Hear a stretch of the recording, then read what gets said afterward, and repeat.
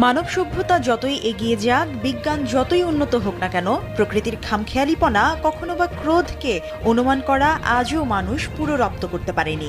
অনেক তথ্য উপাত্ত, বিশ্লেষণ, সমীকরণ মিলিয়ে ঝড়, বৃষ্টি, গরম ঠান্ডা নিয়ে ভবিষ্যৎবাণী করা গেলেও ভূমিকম্প এবং অগ্ন্যুৎপাত নিয়ে কোনো আগাম সতর্কবার্তা দেয়া যায় না।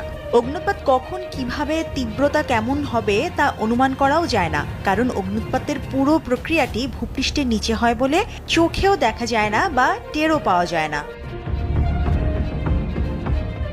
অগ্ন্যুৎপাত মূলত ভূগর্ভের ঘনত্ব এবং প্রচণ্ড তাপচাপের তারতম্যের কারণে ঘটে। বেশ কয়েকটি কারণে ভূগর্ভস্থ তরল লাভা আকারে বেরিয়ে আসে, যেমন টেকটনিক প্লেটের গতিবিধির কারণে দুই প্লেটের কনভার্জেন্ট বাউন্ডারিতে ভূগর্ভে, বিশেষ করে ম্যান্টেলে প্রচণ্ড তাপ এবং চাপের কারণে ধীরে ধীরে শিলা গলে ভারী তরল পদার্থে পরিণত হয়, যাকে আমরা জানি ম্যাগমা হিসেবে।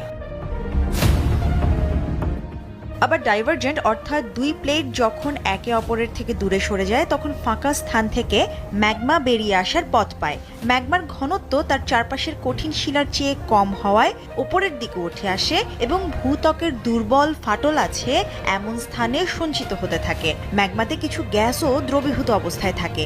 ম্যাগমা বেশি ঘন হলে গ্যাস চেম্বারেই আটকা পড়ে। সীমা ছাড়িয়ে গেলে ভূত্বক ফেটে শুরু হয় লাভার উদগীরণ। চলতি মাস নভেম্বরে একের পর এক অগ্ন্যুৎপাতের সাক্ষী হয়েছে বিশ্ব। প্রকৃতি যেন রুদ্র মূর্তি ধারণ করেছে। কোথাও লাভার ঢল নেমেছে পাহাড় বেয়ে, কোথাও আবার ছাইয়ের মেঘ ঢেকে দিয়েছে পুরো আকাশ।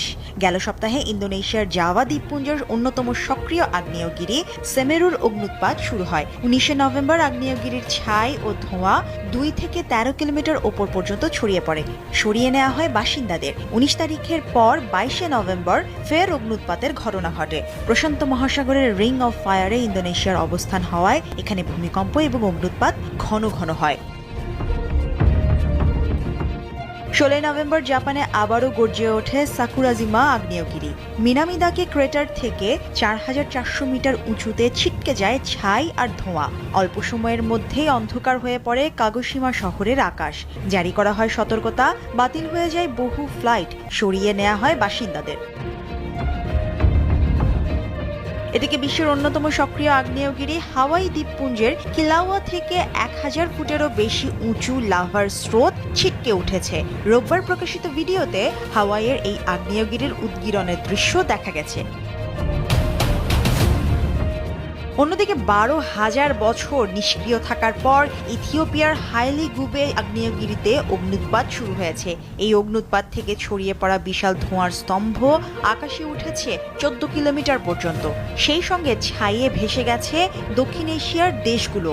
রোববার কয়েক ঘন্টা ধরে হাইলি গুবে আগ্নেয়গিরিটির অগ্ন্যুৎপাত হয়।